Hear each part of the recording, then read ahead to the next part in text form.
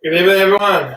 Hi. Felipe here again from Berlin. We're starting a new another live again here with Dania, my wife, so we can answer some questions today.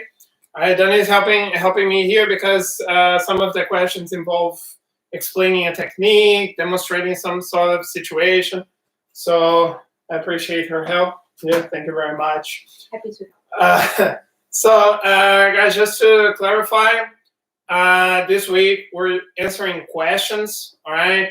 So, if you guys are interested in doing solo drills, there are a bunch of them already uploaded on the channel. You can check them out. We have a bunch of exercises that you can do for many different purposes. You guys can definitely find something interesting for you. All right, I decided to do this so we can connect a little bit better. And so you also have the opportunity of asking questions. So we are answering two questions that I didn't have the time to answer yesterday. Okay, so we're answering them now. And if you guys have any other questions, please write on the chat. All right, and I'm going to answer them. I'm always answering either 5 questions or answering questions for 30 minutes, whatever ends faster. Okay, so let me check the questions from yesterday. I have them here on my phone. I know that the questions that were unanswered were from Tida and Eduardo. Let me check people.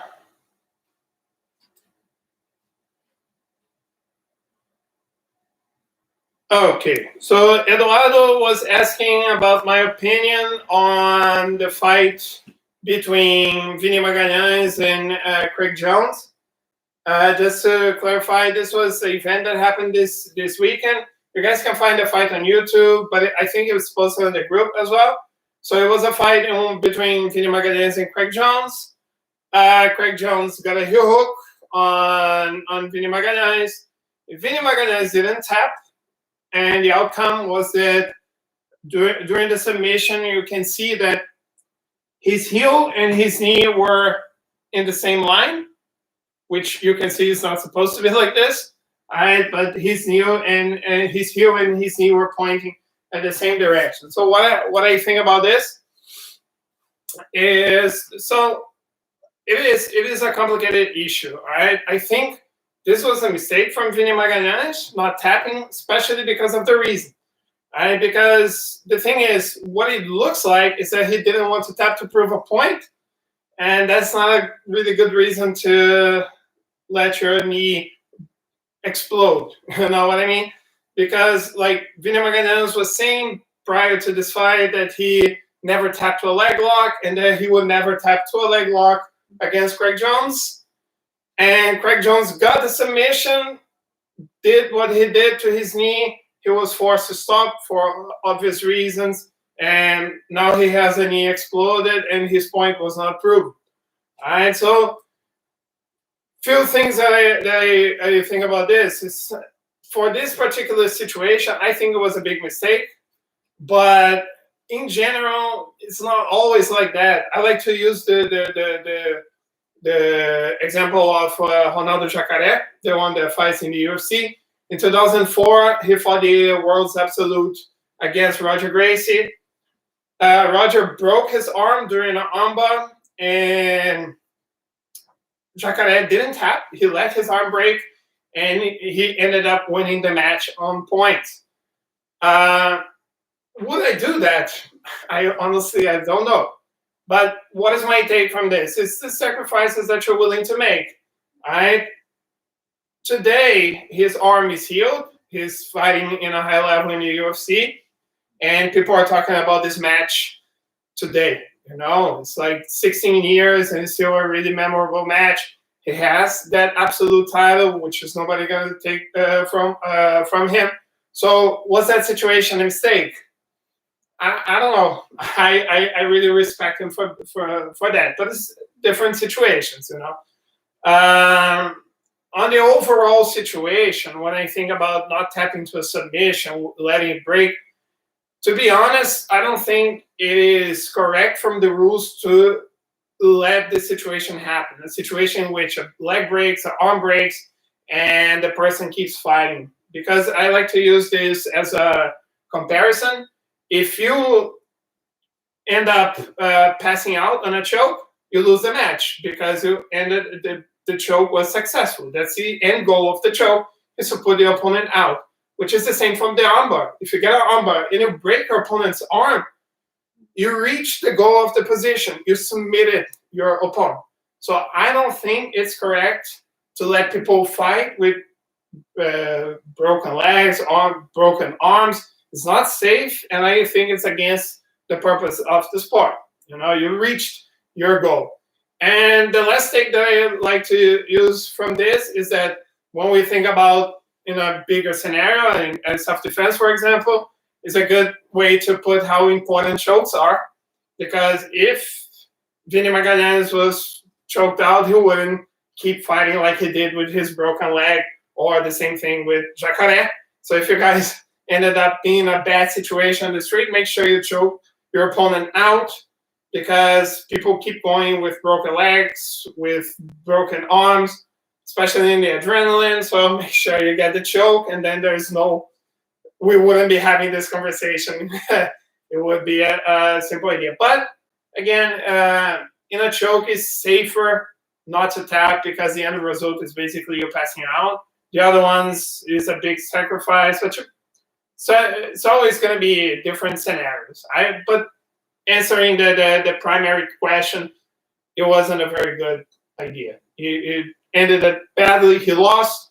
He didn't prove his point. He's being mocked on Instagram and Facebook, and his knee is busted. So I don't think it was a good thing to do. So people, if you have questions, make sure you write them on the chat. Okay, I'm gonna move forward. And Tita Bacon, I'm sorry, I'm just joking about the joke you did yesterday. So Tita was asking if I have any tips for maintaining or building grip strength. I remember, I think it was Christoph who asked about this a while ago, and about exercises for grips. And there are a few stuff that we can do. All right, so the best thing is to practice grips. All right, to practice attacks involving grips. So I don't know what your situation today is, if you live with someone or not. If you live with someone, this person doesn't have to know Jiu-Jitsu, is just exercise that you can do at home. You have your jacket. This person can wear your jacket, and you can simply do grip strength, okay? Making the person resist, trying to break the grip, and you fighting against this. And you can do some grip fighting that we did in the gym, all right, which are very simple exercises. You can practice on the collar. Your opponent is going to try to break. You switch for the sleeve. Your opponent is trying to break. You're trying to maintain, try to get the control. But if you are by yourself, all right, which is the situation for a lot of people as well, or maybe you don't want to practice with the person that you live with, some stuff that you can do. I'm going to take my jacket off. I showed some exercises, but first you can always try to break your own grip, right? You can put your jacket, you can pull down and try to posture up. Those are the stuff that you can do. Here, down, up, and down, pulling down. You can try to pull the collar to one side and your grip to the other until you break your grip. That's also a good exercise that you can do. You can take your jacket off, and you can use your jacket to practice some grips. So, for example, we were working prior to this break. We're working with spider here. Make sure you have the grip on the sleeves, going from one side, the other side. Make sure you try to break your own grip to improve your grip strength. One side, the other side. I'm showing forward here so you can see. To one side, the other side, making sure you have this control. You can do the same thing with the collar, all right? So I'm gonna have the grip on the collars. I'm gonna put my feet in, trying to bring the gi to me while kicking the jacket away. Do the same, trying to break the grip. And you can also use the grip strength together with some other movements you can do. For example, you have the control on the sleeves. You can circle, maintaining the guard, maintaining back here while keeping the control if you are feeling more comfortable with this motion. So you have some stuff that you can do. In another note, if you have the opportunity of going outside, some people are working out outside, you can also put the jacket over a structure and just like do pull-ups, also using the jacket. So all of those are good options for you to improve your grip strength. You're basically gonna see how your forearm is going to be by the end of those. But those are some interesting situations that you can try. Okay? All right, people. We have 20 more minutes, and I have no questions yet. Don't you guys have any other questions to ask? I'm gonna wait. Dania, do you have questions? I do have one question. Okay, so Dania is gonna ask me a question. If you guys have questions, just make sure you write on the. Could be about anything. Could be about the position. Could be about the concept. Could be about the drill. Could be about situations like Eduardo was asking about a specific fight. I'm gonna go on your question right away. I'm just asking Dania's question here before. Okay, so what is the question, Dania? I have a question when I have close guard. Okay. If you are in my close guard and I have the control here of the grip here on your collar. Okay. But you can go up with me, bringing me with you like this. Yeah. Like this. Mm-hmm. What can I do from here? Okay, so this is a situation which is funny for us to talk about because I do that a lot with Dania. I'm clearly bigger and stronger than Dania. So she suffers from this situation here. So what is important for us to understand here? Even though I'm on top, you still have your guard closed and you still have a lot of control. So you're controlling my collar, you're controlling my arm, so you still have a good position. So you can still get the choke from here. Okay, exactly. You can get it across. Collar choke is not impossible. But the thing that I like to do the most when this happens here, this happened to me in the Europeans last year. No, the year before that, 2018. So what you can do from here is use this position because probably I'm trying to open the guard. I'm exposing. You can get double underhooks here. And if you have both underhooks here, now is the moment that you open the guard and you go straight for a body lock takedown by pulling the hip, pushing forward with the head, getting the takedown. So this is something that you can do. Another thing that you can do, come back here with the guard. So you have the control. I came up. When you came up, what you can also do is the situation that we saw in the match on Sunday from Leandro. He went all the way down. He opened the guard and closed the guard on the knee, having this position right here. And now you can keep this control and just make him fall, ending up on top and getting a sweep. There's also an option. So when your opponent stands up and you have the guard closed, there's plenty you can do. There's a lot of options.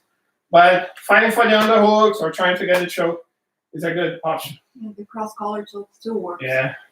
Thank you. Standing close guard, standing bow and arrow. Should have to go to my back. So let me say this since it's the same topic. So jump on my guard, Daniel. Okay, so the question, standing close guard. Yeah, I think in this case she would have to move to my back to get the bow and arrow. It's a situation that happens more often when people, for example, they are trying to. She has this control right here. I'm trying to break. She jumps here to take my back, and from here she can get a bow and arrow. I think this is from close guard.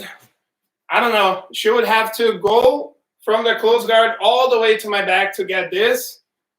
And I don't know, depending, it can happen, but it's not something that you're gonna see that often happening. Normally it's a situation, sometimes like she has my back, and just like with the close guard, I decided to come up. She insisted on the position and got the bow and arrow. This is a situation that you can use. But I think from the close guard Matic, I think it's complicated. I don't know. I'm gonna check it out. If I find a good example, I'll send to you as soon as possible. Good. Okay. Mihai is asking about my thoughts on lapel guards. So the thing is, I think it's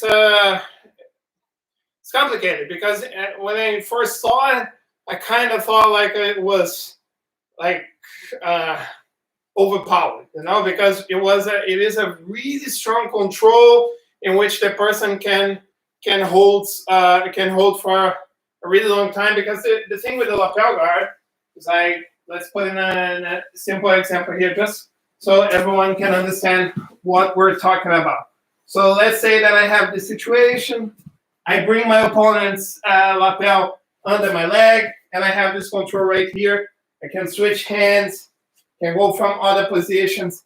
And the problem with it, there are two problems with positions like this. First, this grip is very difficult to break. All right, this grip that I get right here, that's a very strong one. All right, grips on the sleeve are way harder to maintain. All right, because I'm finding my opponent's arms. It's not so comfortable for me to hold. But when we're talking about lapel, for example, this is really difficult for my opponent to break. I'm very strong here. And the second problem is like, if she cannot break this grip, I ended up having a lot of control. I can stay in a very comfortable position here. Then I would have to free this leg, which is not easy because I would be working on it. So it gets me a really strong control.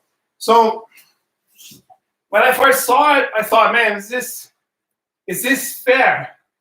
And then the position started being analyzed a little bit more, and you have actual defenses against this grip. All right, so there are ways like freeing the leg. I'm not gonna ask Dania to do that because she never tried to do a lapel guard. So, but you can. So when the leg is strapped, you can start go around and take a leg off. You can ended up breaking the control. You can sometimes step, rotate over the shoulder, and use a berimbolo to take the back. I'm not saying that any of those are simple, all right, to do it, but you can check on YouTube right now. And we can talk about this once we're back. You have a lot of ways to counter the lapel guards.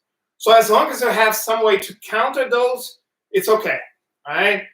What is not okay, for example, I remember Marco did this in the Europeans. Sorry to expose you, Marco, but it was funny. So Marco, the guy was mounted on Marco. Marco slipped his foot under the opponent's belt here, and he lifted the opponent with his leg. So just to demonstrate, he got his foot inside, and he used the leg to bring the opponent up. He used this situation. This is illegal, and it has to be because there's nothing my opponent can do against that other than removing the belt. But that's not an actual technique. Like untying your belt is not a jiu-jitsu technique that you can use. It will be the same as like taking the jacket off. And it's a different thing. There's nothing that you would be able to do. So this has to be legal. But the lapel guard is a valid technique. You can, as it gets developed, like I remember first time I saw this was 2013. And now it's well known. Like I was actually talking to Muhammad Ali about this, and he fought Keenan many times, and he was never swept by the lapel guard.